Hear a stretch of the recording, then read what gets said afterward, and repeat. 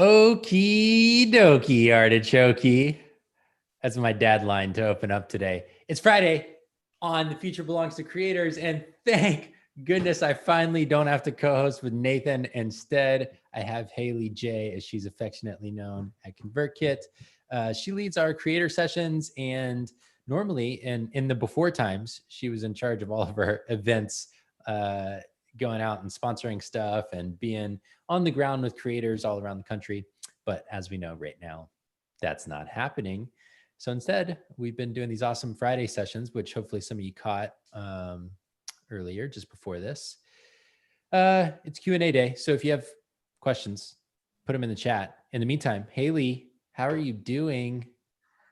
I'm doing good. We just had our creator session go live this afternoon. So if you're on our email list or you read it, the email that went out when we promoted it, or any of the copy on all things creator sessions, basically the reason I say to join is because the guy just makes you smile. Like, I have watched it in editing, and when I got the film back, 10,000 times, and I cannot watch it without smiling. So, I'm feeling good. I'm feeling good. I ended that creator session with a big smile on my face. So feeling good today.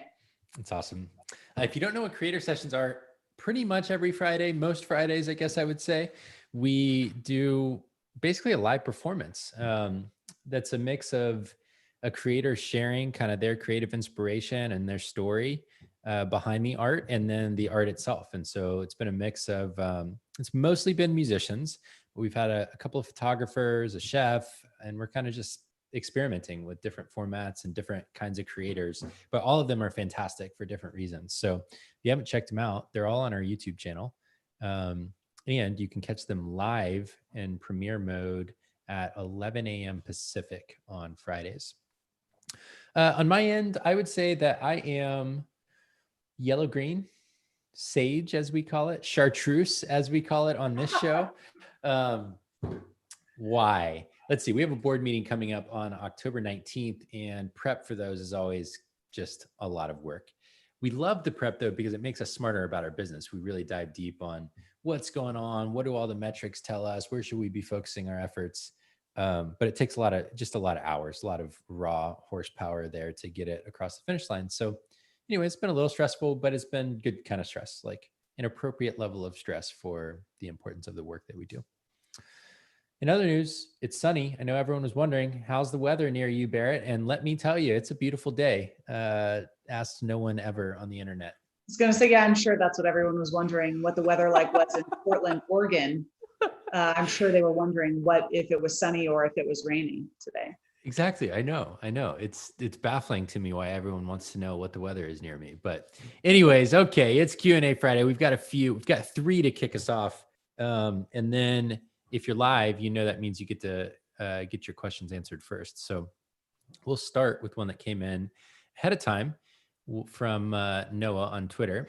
He said, have you had to explain or justify what you do or what a creator is to non-internet people? And if so, what's worked and what hasn't? Do you have any experience with this, Haley? That's a good question. I feel like I experience that on a day-to-day basis. I've said this for a while, but I feel like people have a hard time understanding what a creator actually is, and even myself. There was a call that you and I were on, and or maybe it was a question that ConvertKit had posed in a review that we've done, which was like, do you consider yourself a creator? And my response in my own, I've had some side projects and fun things going on, but sometimes I don't even identify myself as a creator, even though I'm creating things in my day-to-day life or in a side hustle or for creator sessions, so I think it's hard for people to identify themselves as a creator, even though that's what they are. The way that I describe a creator to people, there's so many different ways I could answer this question, like to my grandma, to someone at a conference, to a creator when I'm producing creator sessions. I don't know. I might need to caveat. I might need to flow off of you for this one. So Okay. I'm gonna pass the baton. Well, I will say that the original inspiration for our first early attempts at storytelling around what it's like to be a creator was this project we called I Am a Blogger. And we were mostly positioning ourselves as for bloggers originally. And then we've kind of expanded to the wider creator market. And we made this coffee table book that I think a lot of y'all have heard about if you listen regularly, called I Am a Blogger. But it started with traveling all around the country to film these mini documentaries with, I think we did 8 of our customers. And they ended up being between 7 and 10 minutes a piece, but we filmed for a couple hours with every one of the creators. And one of the core questions we were trying to answer is, or maybe trying to like justify, is that this is a legitimate career path now. Like it used to be that it felt like, and still is, I think, for a lot of relatives or people who don't understand kind of the creator economy, the internet economy. Wait, so you just sit at your house and you like write articles or you make videos and how do you make money? That was one of my favorite lines from that original series. Was we filmed these 3 podcasters who run a podcast about fantasy football, which for like your average sports fan is a dream job. And the opening scene of their documentary was one of them who's just kind of a goofball. He's got a lot of personality. He's like quoting someone who he talked to about running this podcast. And he's like, wait, but like, how do you make money? And he's got this hilarious cadence as he delivers it. But they had heard that so many times from parents or grandparents or relatives or whoever. And it constantly comes up. And so we made that original coffee table book and the documentaries to answer that question. How does this whole thing work? How do people make money online? What is it that they're actually doing with their days and with their working time? So I think it's incredibly common. And now I think to your point, Haley, we get this like, what is a creator? What does it mean to be a creator? And Nathan has been working on a book proposal to write a book about the creator economy. And the way he defined it in the book proposal is a creator is anyone who makes original work to teach, inspire, or entertain, and then earns a living from it. Basically, is that's their goal. And I feel like that's a really effective way to capture the idea. But I find people most get it when I say things like, for example, a photographer or a musician or a YouTuber or a podcaster. All of these people make something that they care deeply about. And typically when you care about it, you want an audience to pay attention to it. You want people to care that you're making it. And we help people build that audience and grow the number of people who care about the work that they make. And typically it's the examples that I see people really latch onto. And they're like, oh, okay, yeah, like I know a musician. That makes sense to me. This, in case anyone is wondering, is exactly why Barrett Brooks is the ConvertKit COO, because There's a fly. Oh, look at you. Yeah, I have Mike Pence syndrome. Yeah, you just Mike Pence it. Yeah. This is exactly why Barrett Brooks is our COO. In fact, I'm gonna call him out for a minute, but Barrett obviously previously, before he was COO, was our director of marketing. And while he was good at that role, he's a great COO because he leads like the mission, and at least that's how I've always viewed him, as leading the mission, but being able to describe so clearly and articulately who we're for or why we are for those people. So, yeah, I love it. One of the other fun things, not to make your head any bigger than it already is, but not going to fit out the door. Also, I just want to give a shout out to Kurt and Keshna and Anika in the chat. Hey, y'all, it's good to see you. I would love to hear how you're doing. I know I didn't ask. How rude of me. I'm going to transition to our second question by saying that going on 2 years ago now, we did this exercise at our team retreat where Nathan and I bought like 100 magazines or something like that from all different kinds of segments of the creator market. And we did this thing where it was basically like building a shared collage or a vision board where everyone in the company grabbed a magazine, or we had a printer there too, where you could just go online and they cut out the creators who inspire them, or they printed out the creators who inspire them. We just made this, we tacked up on the entire wall of our Airbnb place all of the creators we hoped one day would be using ConvertKit as a way to kind of like paint this vision.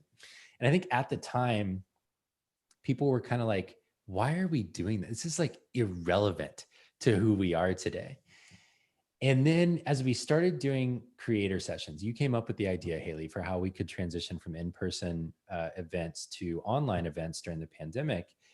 It's like the thing that really started to bring it to life, and people really started to see the translation between the people, like actual people on that wall, to actual people doing creator sessions and then becoming customers too. And so that leads me to this next question from Kurt. And he said, what have been the learning so far with creator sessions, and how are you assessing and tweaking the success and direction of these? So maybe just kind of like share some of what you've learned along the way so far, Haley. Yeah, that's such a good question. It's funny though, because I referenced that activity that we did at that retreat in Oceanside.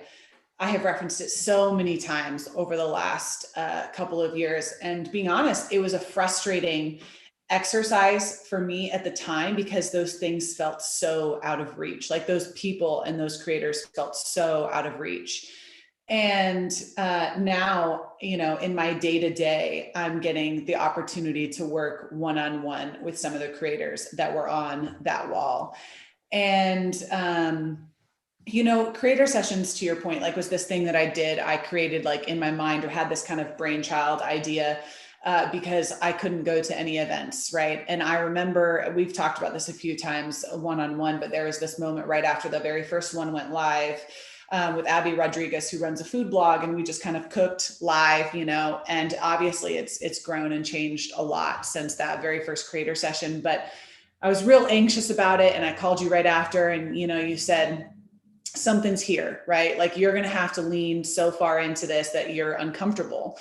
And because you don't know if it's going to work or not. And if I could say that's one thing that I've done with this, is I've leaned so far into this that I have never experienced so much anxiety in my entire life, right? And there have been times where there have been things that are like hits and misses, right? And we're just learning and getting better. Like a great example of things I've learned are associated to producing these things during COVID times, right? Like I never would have thought that I would have had to tell a creator, hey, turn your camera, turn your camera both cameras the same direction. So I've learned everything from like logistics like that to producing these things from far away to really the way to communicate. Because part of building creator sessions is the goal is that I want someone to watch it and immediately recognize it as a creator session, right? And that's regardless of the type of creator that you are. So whether you're a musician or you're a chef, or maybe you're a filmmaker, that the episodes don't feel all that different. You still get the same feeling from each one of them. And that's probably the stuff that I've learned, like as I've navigated this, I've learned the most about is really being extremely specific in the things that I'm asking for, so we can continue to create that brand and really define what creator sessions actually is going to become. But I'll say the other thing that's really interesting to me is in fact, I shared this in Slack the other day to the team, but this week I got the chance to introduce Shannon Wild and Amy Vitale, who are two National Geographic filmmakers and photographers, and two of the few women in the space that are really successful. And I'm telling you, and I said this, it's like, I felt like I was introducing Jennifer Aniston and Reese Witherspoon. It was like the greatest moment of my life. And because they're both some of the most inspirational women I've ever had the chance to talk to. And that moment brought to life like that exercise that we did in Oceanside, because all of a sudden I was a catalyst to this relationship, and that was as a result of creator sessions. So it's been a fun thing to kind of watch happen. Yeah, totally. I think to your points about like what are we tweaking and what are we looking at in terms of success, Kurt. When we set out to do this, one of the things that Nathan and I both shared with Haley was this is at least a 5-year project. And so we're thinking about it not in terms of like how many viewers are there on any one creator session today, but what's the trajectory? How can we become tastemakers and an important stop on like a tour for a musician as they're releasing an album, or for a photographer as they're trying to get a big break in their career, or whatever it might be. or a new restaurateur who's launching a new restaurant and they want to get more attention for it. And that just takes time. Like it takes patience. And so much of what we're doing right now is not doing things for the numbers, but doing things to fulfill the vision that we have for this. And I think the purest expression of that is going to be post-pandemic, when we can get back in person, when we can be there on the ground, maybe have a small live audience or something like that. I think that's when we're really going to see the most magic. And in the meantime, I think we're just trying to learn as much as we can. Learn as much as we can about the industries that we're in, learn as much as we can about filming process and creating shared visual identity across artists and all that.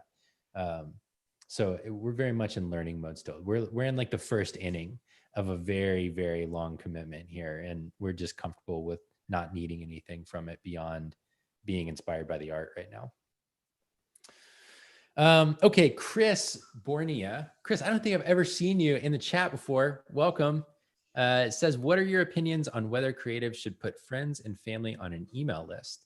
Should you ask them to opt in? If they unsubscribe or don't opt in, that could lead to hurt feelings. Do you have thoughts here, Haley? I definitely have thoughts, but love to hear your perspective.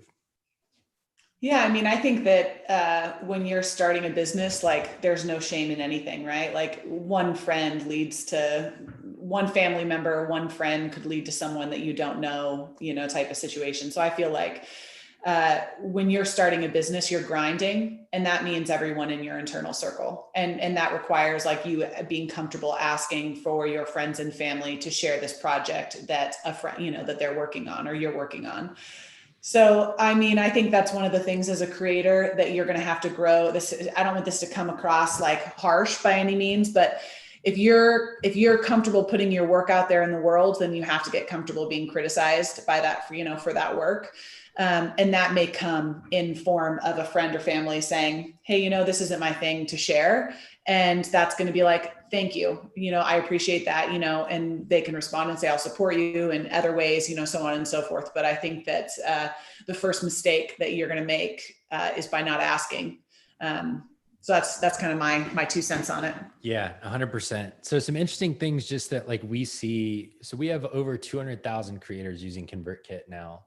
And the most common thing we see, especially on free accounts, is a big fat 0 number of subscribers.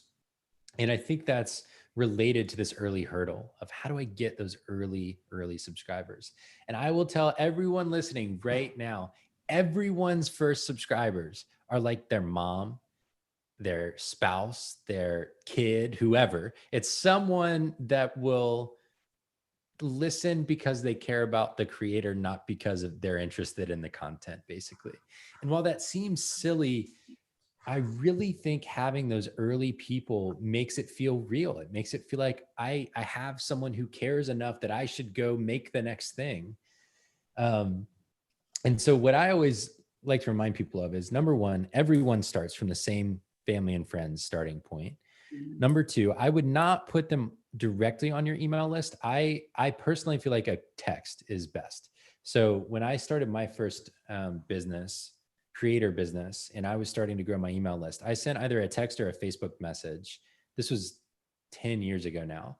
So Facebook Messenger was like a thing still. I guess people still use it. I don't use it, but then it was more normal. And I just said, hey, I'm starting this thing. Here's what it's about. Here's why you might like it. If that sounds cool to you, like, go subscribe on this page. And so that gave them the chance to say yes or no, rather than me just automatically dumping them in. And it felt like there's this it's almost like a double opt-in intro to someone, where the person making the introduction asks both people, are you willing to meet this person? And then introduces, rather than just out of the blue, making the introduction that you feel obligated to. So I would definitely ask. I think that's a better approach than just dumping them into your email list. And then number two, the magic number that we're playing with is between like 8 and 12 subscribers in terms of what leads to ongoing success and growth for a creator. And so my hypothesis there is that 1 or 2 yeses from like your mom and your son or something like that feels like they're just trying to make you feel good. But if you get 5 or 8 or 10, it starts to feel like, okay, maybe there's something here that's worth making the next thing and sending it out. And one of the things that obviously we track from a business perspective is what needs to happen for someone to want to pay to use our product, rather than just using the free one. And one of the big step changes for us is once someone hits 10 subscribers. And then there's another one once someone hits 100 subscribers, they become way more likely to pay us. And because of the way our model works, we believe that means that they're more likely to keep going on their thing. Like that's why they're willing to pay us, is they see progress and they see hope and continuing to build. So anyways, hopefully that helps, Chris. Next question we got ahead of time. What is the biggest leap or scariest decision you've made in your career? Oof. All right. I wish it were, going to ConvertKit. No, I'm teasing. Probably in a previous life, I used to coach college volleyball, and it seems like seems like it was 100 years ago. But long story short, I'll never forget this moment, very specific moment with Coach Holt. She was a senior women's administrator. And my boss, who's now the head coach at Notre Dame, very successful guy. He left and he got his head coaching job at Xavier University, and he left really late in the season. And she pulled me into her office. We're a state school. So we're Austin P University, state university. So we're just like north of Nashville. And it's really hard to hire late in the season, right? One, and it's also really hard to hire in like a state university. You have to just jump through a bunch of hoops. And so she's like, do you think, I was like 24 at the time. I was brand straight new out of college, had no idea what I was doing, had been an assistant for 1 year, barely passed my recruiting test. No, I passed it, but it's a complicated test. Okay. And she pulled me in her office and she goes, do you think you could do it? And in my mind, I was like, no, there's no way I could do this. I don't know the first thing. I mean, I'd obviously been a college athlete, and I just, in my mind, I was like, no way. I was like, you want me to lead? I was like, I'm barely an adult myself, and you want me to deal with a bunch of teenage women? Like, and I say that's teenage women, right? Because like they're navigating like their young adulthood. But what came out of my mouth was like, yeah, I can do it. And sometimes, but the lesson that I learned from that, we went on to have a great, successful year. We won the conference tournament, went to the NCAA tournament, all that fun stuff. But the lesson that I learned in that was sometimes you just have to say yes, right? Sometimes you have to, when you are scared out of your mind and an opportunity presents yourself that's only going to come one time, you have to say yes.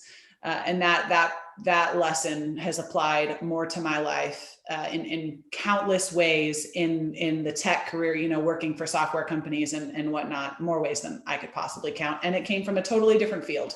Mm-hmm. Yeah. Yeah, I love it. I think mine, I may have shared this story before. So if you've heard it, sorry, you can fast forward if you're listening later. But my first year out of college, I got invited to volunteer at a camp for abused and neglected children called Camp Horizon. Haley, you've definitely heard this story, so you'll have to tolerate it. But I went, and the way the camp works is there is a counselor for every camper. And the reason is that they want this week of camp to be, if they never experience it throughout their year, the campers one experience of unconditional love, attention, like just care from an adult that they can trust. And so I went to this camp. It completely changed me. I was abused as a child. We won't get into all of that, but it was very meaningful to me. And it was kind of, I didn't realize that was a reason I was so attracted to it at the time, but that was one of the reasons. And so it was like a very healing experience for me, a very meaningful experience. And it changed a lot about how I thought about work and the work that you can do day in and day out. They had just hired a new program director for the camp that year. And this was her first summer camp. And on the Wednesday staff meeting, which happens right after lunch, like the staff members, the non-counselor staff members take the campers back for nap time, and we get to have an hour of just like unwind for a little while. The chair of the board came in and he said, well, we've let the program director go. she's not a good culture fit, and she was starting to alienate some of you more experienced counselors, and y'all are the most important thing to this organization, and we can't have that. So we're going to be looking to hire a new program director, and we'd love to know if anyone that's already part of the camp family in this room would be interested in it, because we know that that would make you a good culture fit for what we're looking for. And it was like this light bulb went off for me. I was a management consultant at the time, my first job out of college. And the juxtaposition of like what I was doing every day, which was basically being a spreadsheet monkey, just combing through spreadsheets all day, every day. I won't get into that either. It was mind numbing though. Barrett And the is fact, really good at spreadsheets, though, in case anyone's wondering. yes, it's not a talent I'm proud of. And then realizing that an alternative version of my life could be running a summer camp for abused and neglected children. It was like, it broke my brain. It broke my concept of what work could and should be. And within a month, I had turned in my letter of resignation to the partner I was working for at Ernst & Young. In that moment, I'll just never forget how nervous I was going to work that day. I was like nervous and excited. And I had typed out my letter, and I had like looked at templates for resignation letters and all this stuff. And I met with him, and then I met with the senior partner. And I don't know that they were surprised. I'm sure they've seen it 100 times. You know, people churn out of consultancies pretty regularly. But I just remember feeling like, okay, I am seizing this opportunity. And same thing as you, Haley. It's like, okay, I have this moment of clarity. I'm not going to let it pass me by without taking action on it. And I'll never forget the reaction from relatives. My dad was like, "You have this great job. What are you doing? Like you're paid more than salary than I ever made in your first job out of school." And that single decision is the only reason I'm here having this conversation. Without that decision, I never would have followed the path to end up leading this company that I'm so proud of, and in a role that challenges me regularly in an industry that I'm really excited about. But at the time, it felt like the most dangerous career move I could make, going out on my own. I ended up starting my own company. I didn't go to work at the camp.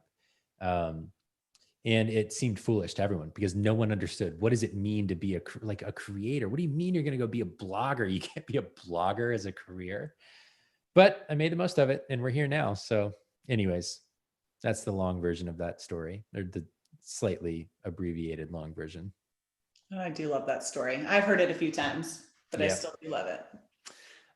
Okay, last one probably for the day. Kurt asked a follow-up on creator sessions and said, I would love to have a side B or a B side, which in record terms, if any of you ever have listened to a record or a tape, anyways, of creator sessions where they talk about connecting with their audience and see how that dovetails into how I use ConvertKit. Does that exist, or could it? So I interpret this as more of like the like brass tacks of tactically what are they doing to grow their audience, and how are they interacting with that audience over time, aside from the creative piece. Do we ask them any of those questions, or do we do any of that in creator sessions, Haley?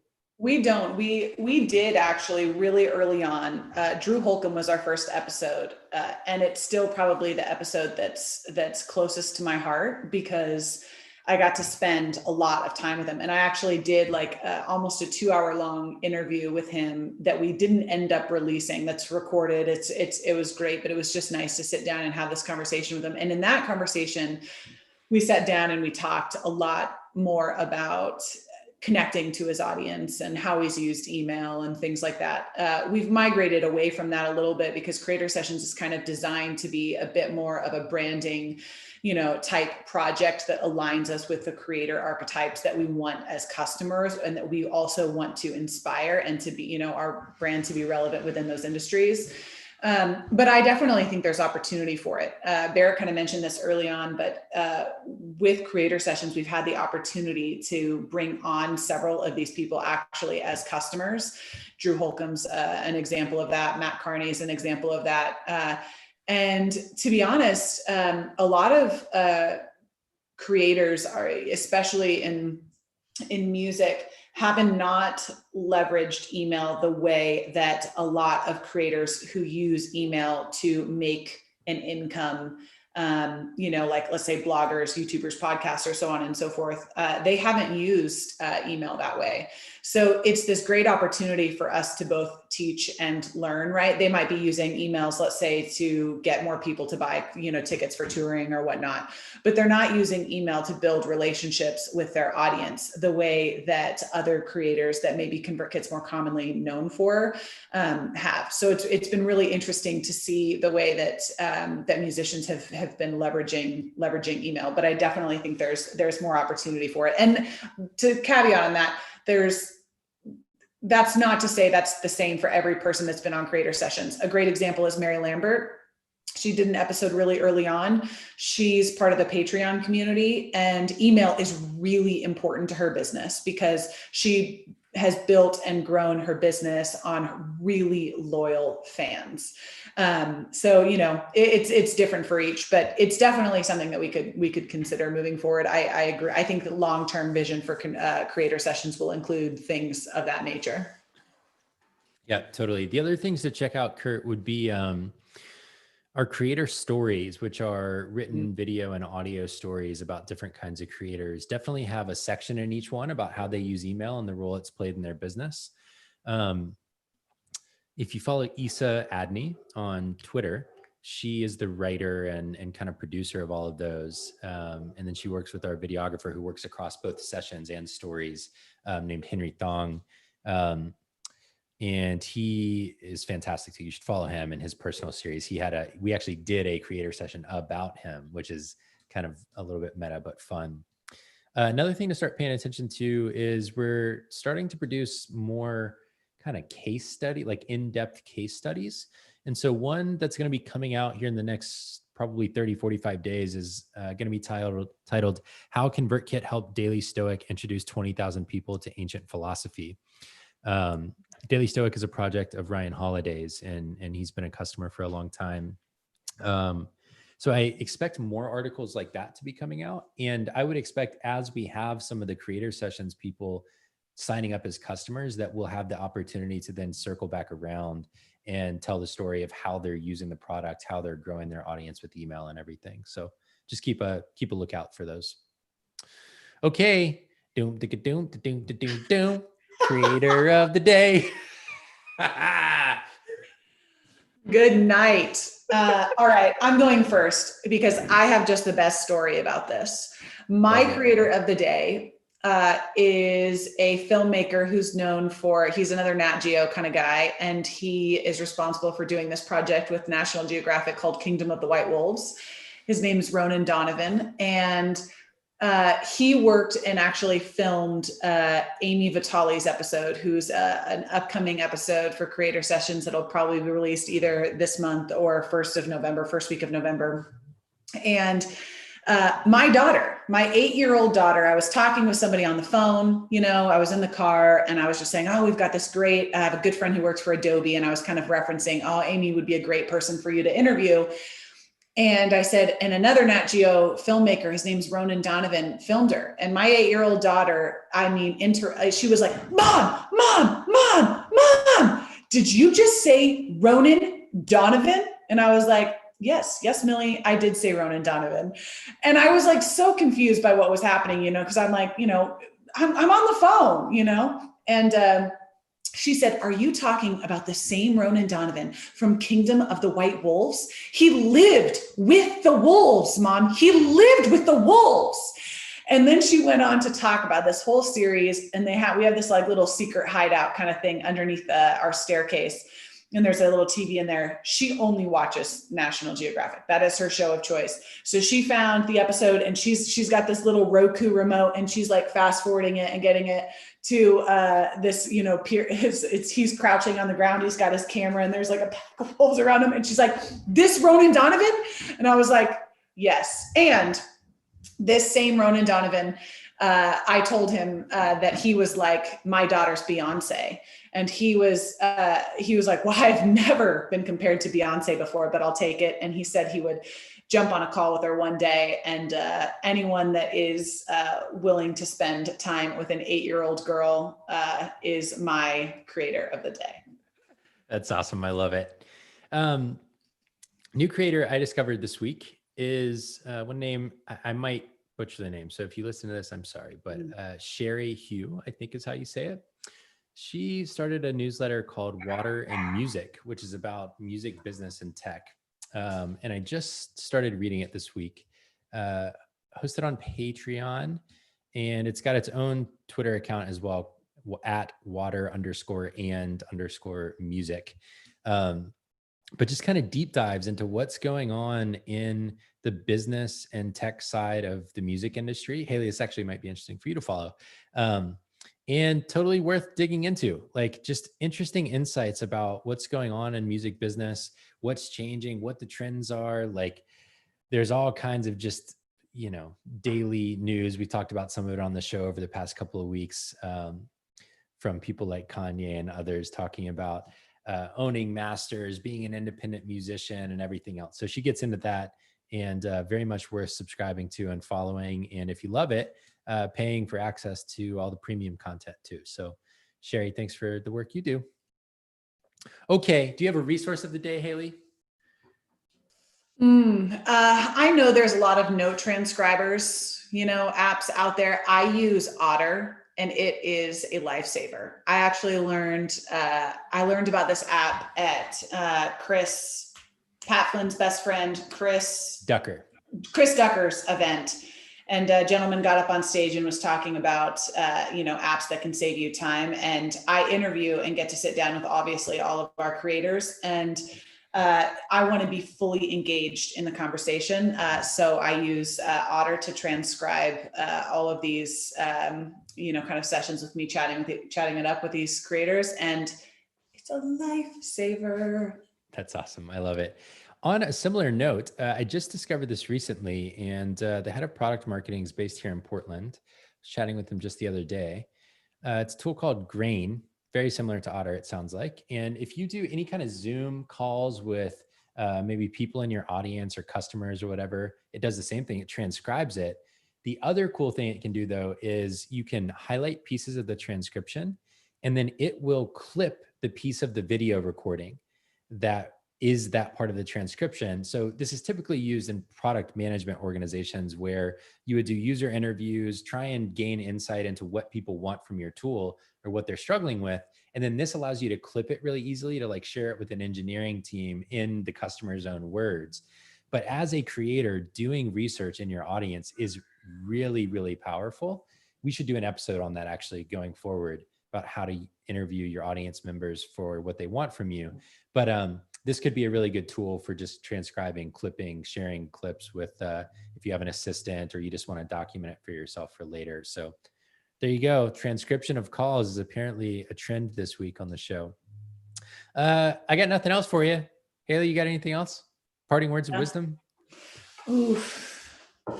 No, but I will say this. I'm about to jump on a call with the Penny and Sparrow for a creator session that's going to get filmed here. And they are the types of musicians that own all of their stuff, right? They started that pretty early on in their career.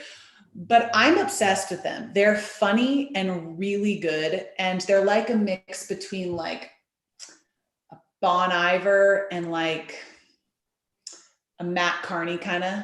Cool.